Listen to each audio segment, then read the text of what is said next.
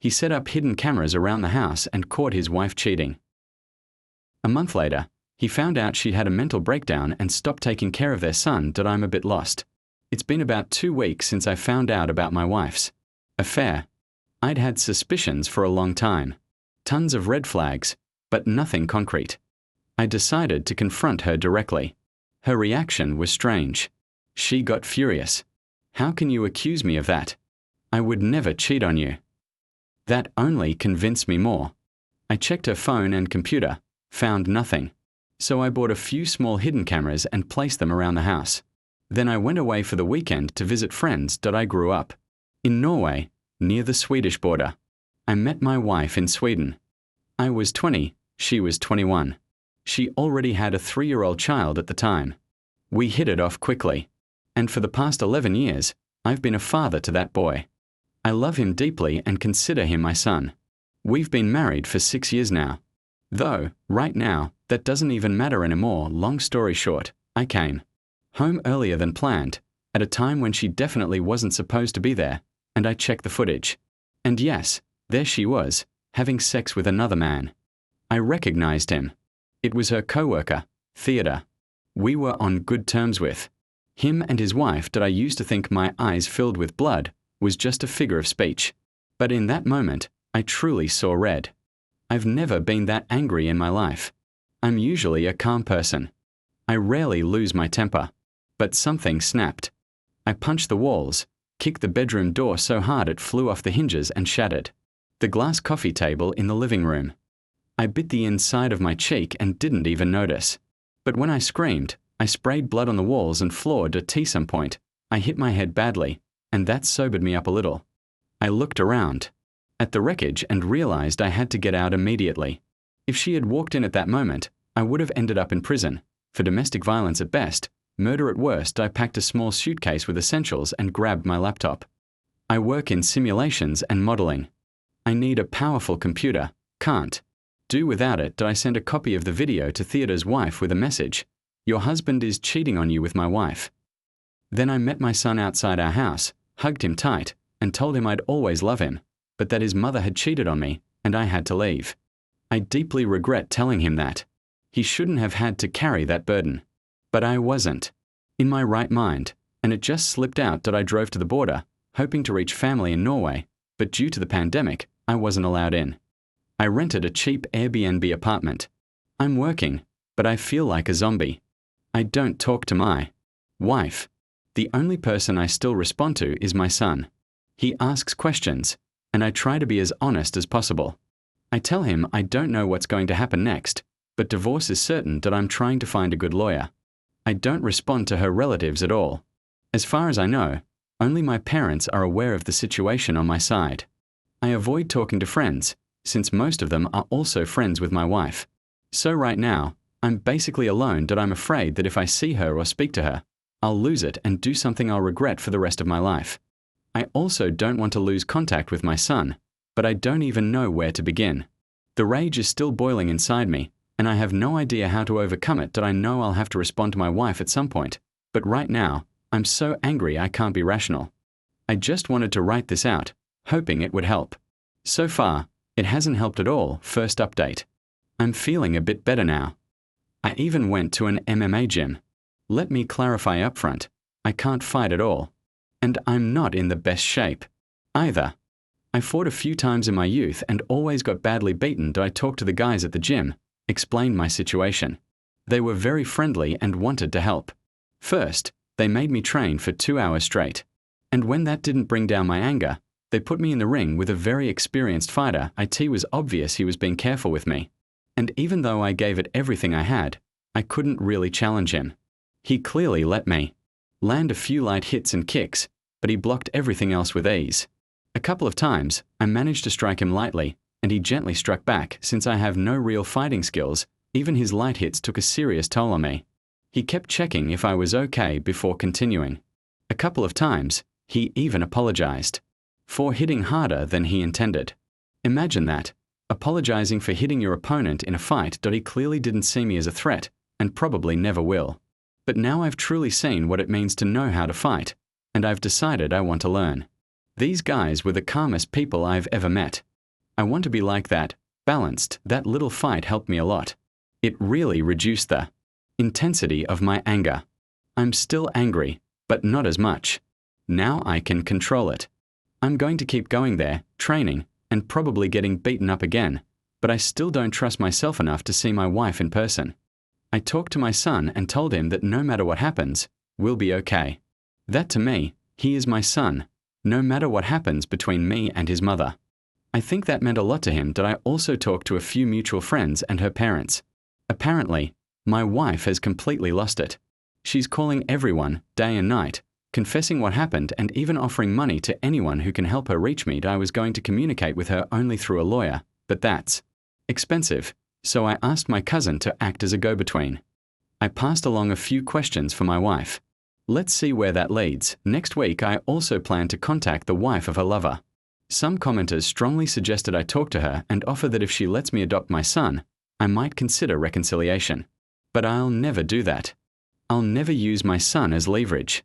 No way. At this point, I truly would like to adopt him, but only if he asks me himself. And only when I'm absolutely sure it's his own decision and no one's pressuring him do I think I can get through this. I've received so much good advice here that I finally feel like I have a plan for what to do next. Second update. Sorry for not posting for a while. After my last update, things got pretty hectic. I've received a lot of DMS with questions, so it's easier to write one general update that I started calling my son twice a day. He always said he was okay, but I had a feeling he wasn't telling the truth. I tried to pull myself together. I started individual therapy. It helped a bit, but what really made a difference was boxing. The first gym I went to was dirty and run down, but the 5 guys training there were really tight-knit, and I immediately wanted to be part of their group. They told me I had to talk to the old man who ran the club first. He decided who got in and who didn't. Everyone clearly respected him, so I was a bit nervous. Let's just say, he had a tough personality. At first, he just listened, but when he started talking, I quickly got worked up. Hard to explain why, but everything he said was true. Maybe that's what made me angry. Or maybe it was his tone, like every sentence or question was an accusation. That old man made me feel like I wasn't worthy of joining his club. Suddenly, I found myself arguing with him, trying to prove that I deserved it. I still don't know if he's just an old bastard or some kind of genius. But either way, he had a big impact on me. Despite being extremely uncomfortable to be around, now I'm starting to understand why people respect and value him so much. He helped me realize the root of my anger and taught me to think more clearly. That's a story in itself, and this post is already too long, so I'll get back to the point. A few days after my last post, about 20 minutes after one of our usual calls, my son called me back. He was crying and apologizing for lying when he said everything was fine. He told me that my wife just sits in front of the TV, staring blankly, even when it's turned off. There's no food at home. The apartment reeks. For the past 2 days, he had eaten only a couple of sandwiches, given to him by his friend's mom during a visit. Naturally, I rushed home immediately. The smell of rotting trash was already in the hallway, before I even opened the door. The place was a total mess. Clearly, no one had cleaned since I left almost a month ago. The floors were covered in crumpled papers. The sink was piled with dirty dishes. There was shattered glass on the floor. The stench of spoiled garbage was nauseating. The first thing I did was go to my son. On the way home, I picked up a burger for him. I told him to stay in his room and eat while I spoke with his mom. I promised that everything would be okay, that I was home now and I would take care of everything. He started crying and hugged me tightly before I went to check on her. That hug was so warm. I missed him so much. I'll never leave him again. My wife was just sitting there, blankly staring at the TV, exactly as our son described. But he didn't tell me how awful she looked. She'd lost a frightening amount of weight and looked like a skeleton wrapped in skin. Her eyes were sunken, dark circles beneath them. Her skin was pale and lifeless. Cracked lips. Dirty, matted hair. She was wearing disgustingly filthy clothes. I pulled up a chair and sat across from her, blocking her view of the TV. The smell coming off her was unbearable. There was a bucket on the floor. Later, I found out it was half full of week-old vomit. I felt an overwhelming wave of pain and pity for her. I wanted to protect her, to help her get better. In that moment, I completely forgot what she had done. Seeing her like that was unbearable. I think, in some way, I still love her and worry about her, despite everything. That thought scares me. Maybe something's wrong with me that I didn't even know what to say. She clearly wasn't in her right mind. She asked if I was real. When I said yes, she broke down sobbing. I've never heard anyone cry like that. Maybe it wasn't even crying. It was wailing. So loud it startled me. Then, mid-scream, she either fell asleep or passed out. I put my Fitbit smartwatch on her wrist. I had no idea how else to check her pulse. It jumped from 100 to 150 BPM. That seemed like a bad sign that I gently laid her on the couch, wiped her face from tears and snot, and ran to the neighbors for help. They agreed to watch my son while I took her to the hospital. She's been there for about 7 days now. Honestly, I've lost count. I visited her once, but seeing me caused her so much distress that the doctors recommended no more visits for now. She hasn't been diagnosed yet, and the doctors don't know when, or if, she'll recover. Since then, I've fully focused on caring for my son. He's attending therapy regularly, and it seems to be helping. No doubt this situation has traumatized him that I'm crushed with guilt for being the cause of his pain. I've contacted a lawyer to get custody. I don't know yet how that will go. I've also started preparing for divorce, but decided to hold off for now. Cleaning the house took several days. I bleached the fridge, but it still smelled like rotten food, so I had to buy a new one. I also found that my wife had taken all my dirty clothes, brought them to bed, and arranged them into a kind of human shape. She even made some anatomical details. It was creepy as hell. I looked through her scattered paper notes. Most of it was complete nonsense. Some pages had dates and times, but it was hard to make sense of anything, except a few pages where she had written "I'm sorry" over and over again. Almost all the pages ended with a wavy, broken line in the middle of a sentence that I have no idea what to do next. My anger is completely gone, replaced by deep sadness. Sadness for the whole situation, and for the pain and trauma my son endured. That I genuinely feel sorry for my wife. At the same time, I understand why I was angry, and I know I've changed while trying to cope with the pain. That I don't know if I have the strength to forgive. I'll keep working on rebuilding my self-respect and sense of manhood. That if she comes out of this state, I'll talk to her, and only then decide what to do. But for now, my son is my top priority. I need to make sure he's going to be okay. Third update. I have a few questions. Maybe you can help me see this situation from a different angle. If you're going to comment something like, just divorce her, don't waste your time, don't bother, I'll ignore those. I understand that ultimately, the decision is mine, and I'll make the one that feels right for me and my family, whatever it may be. I barely sleep these days, so my thoughts are a bit jumbled. I hope you'll understand. I really do care about hearing different opinions. It helps me understand myself. My wife is still in the hospital. She refuses to see anyone except her mother. The only demand she's made, aside from banning all visits, is that no one is allowed to speak to me on her behalf or pressure me in any way. She's admitted the affair to almost everyone, but gave no details. Her phone calls were panicked, and usually went like this: I cheated. He's going to leave me. What do I do? As a result, no one really bothers me unless I reach out myself. A few days ago, her mother gave me a letter from her. It's 32 pages long. I'll try to summarize the important parts. She apologized for what she did, to me, to our son, and to our family. She said she'd sign any papers I gave her without asking questions, even divorce papers. She also confessed that before the physical affair, she had a 2-month emotional affair online with another man. I had no idea about that, so I believe she's telling the truth. Her confession was extremely detailed. She gave me all her logins and passwords so I could verify her honesty. She admitted being swept away by the attention and the thrill, but says she still doesn't understand how she let it go so far. I believe she's telling the truth. Her messages, call logs, emails, journals, all match what she wrote. She also told me about a flash drive in one of her drawers. On it is her personal journal. She's been writing it for nearly 10 years. From what I've read so far, everything matches the letter. She explained that the first emotional affair felt more like a game. Just light flirting, no intimate messages, no meetings. It went on until one day she felt a strong urge to message the guy again. That's when she abruptly ended the conversation. After that, she couldn't find the courage to tell me, even though, based on her journal, she tried. When the physical affair began, She was flattered by the attention. Her self-esteem skyrocketed. The guy is very attractive, like a model. I've met his wife, and she's incredibly stunning. A solid 10/10. It was like my wife got drunk on her own importance. Attracting a handsome married man, whose wife is drop-dead gorgeous, it gave her a huge emotional boost. She admitted knowing what she was doing was wrong, but said she truly doesn't understand why she couldn't stop. She hates herself for losing control, as far as I can tell. The physical part began only when the guy started to lose interest. She began using sex as a tool to keep his attention. According to her journal, intimacy with him was more of a chore. She didn't enjoy it. She did it to get validation.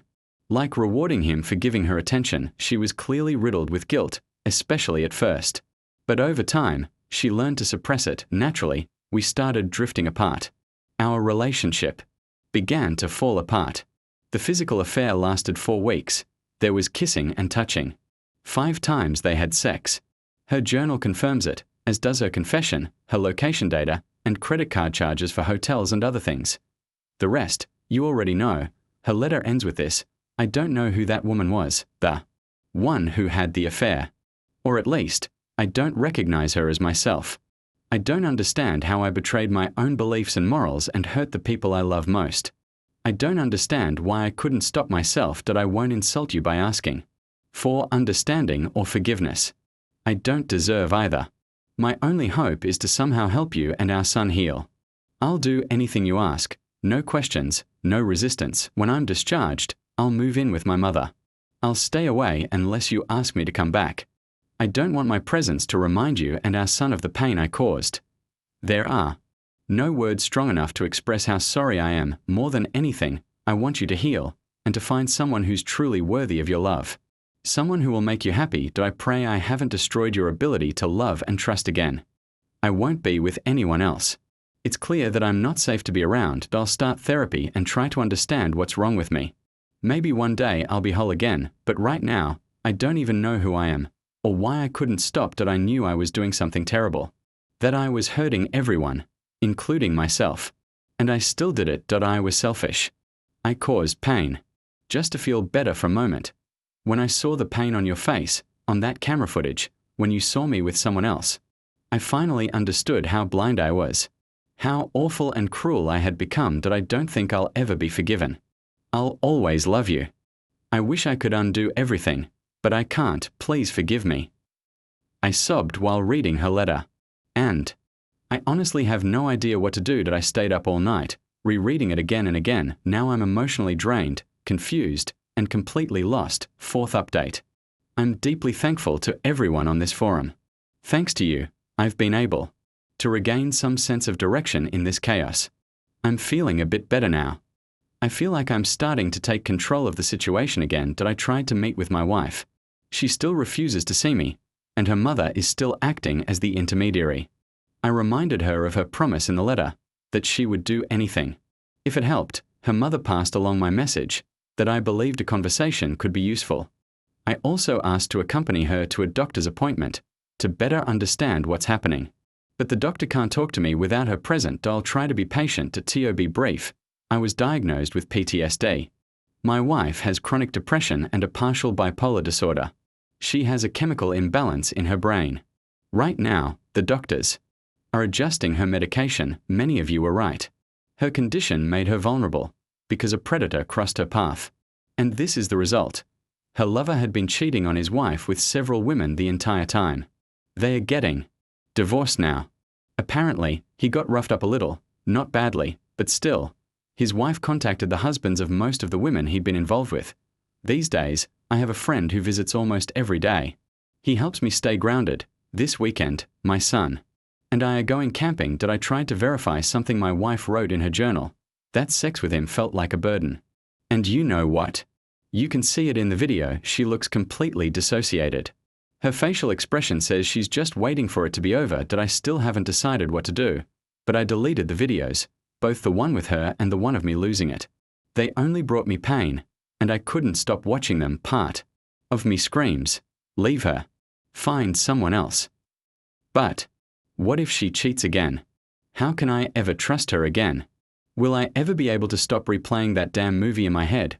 And what if, in 5 years, I end up divorcing her anyway because I couldn't get over it. These questions are torturing me, but a divorce would definitely mean losing, at least partially, daily contact with my son.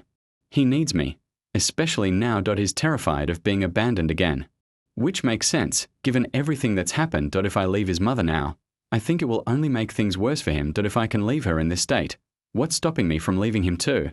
That's how he'll see it. He and I have started going to the boxing gym together. Our bond is stronger than ever now. Being present in his life gives me incredible strength and motivation to approach everything with an open heart. Right now, he leans on me completely. And even if I decided to divorce, I don't think I could go through with it right now. He begged me not to leave again. Those 2 weeks without me were deeply traumatic for him, and I'll never put him through that again. There's no telling how long it will take for his mother to stabilize and become a good parent again, and if I divorce her now, maybe she'll never recover. Even if I do divorce her, the pain won't go away. The scars will stay. I'll carry all that into any new relationship. That will make it harder for it to succeed. Wouldn't it make more sense to stay close while I heal? At least she'd understand why I act the way I do, and what I'm going through. But if I leave, what's waiting for me out there? Women my age are either divorced, and often for a reason, or they're so focused on their kids that they're not looking for a true partner, just someone to fill the role of a father. Seems like a high risk of doomed relationships from the start. One person desperate, the other broken. Dating strangers and casual sex don't appeal to me at all, and besides, how long would it take to find someone who understands me like my wife did? She's the only person who truly knew me. That took years. Will I ever find someone who sees me like she did? And how long would that take? There's no guarantee a new partner won't cheat either. Honestly, with everything that happened, I feel like the odds of my wife cheating again are actually lower than the odds of being betrayed by someone new. My son also needs his mom. And she needs to heal before she can be that for him. So my question is, would her recovery be faster and more effective if I divorce her? Or should we try to rebuild the relationship? I don't know. It's driving me insane. How can I be sure it's safe for my son to be around her if I'm not there? What's better for me, being alone or staying with her? From what I've read here, people who rush into divorce rarely truly heal. It seems the best outcomes, internally, come when the cheating partner actively works through the process. That takes 3 to 5 years, but honestly, I'm not even sure she's capable of doing that right now. So yeah, that's where I am. I'm stuck in this horrible internal conflict. A million questions and almost no answers. I'm still torn between 2 extremes. Reconciliation or divorce. I can't deny it. I still love my wife. Turns out, our bond isn't so easy to break. I sincerely don't want to love her. My pride wants me to hate her, but I can't lie to myself. I still love her deeply, and even though, in the early weeks, I fantasized about her suffering like I did, I no longer want to hurt her or anyone else. That won't help me. I see a long, painful road ahead. I just hope I have the strength to walk it, and the patience to make the right choice for me and my family. The only thing I'm sure of, if I do decide to offer reconciliation, it won't be a gift. I need to see her effort. I won't offer it until I'm completely sure we are both 100% committed to this path.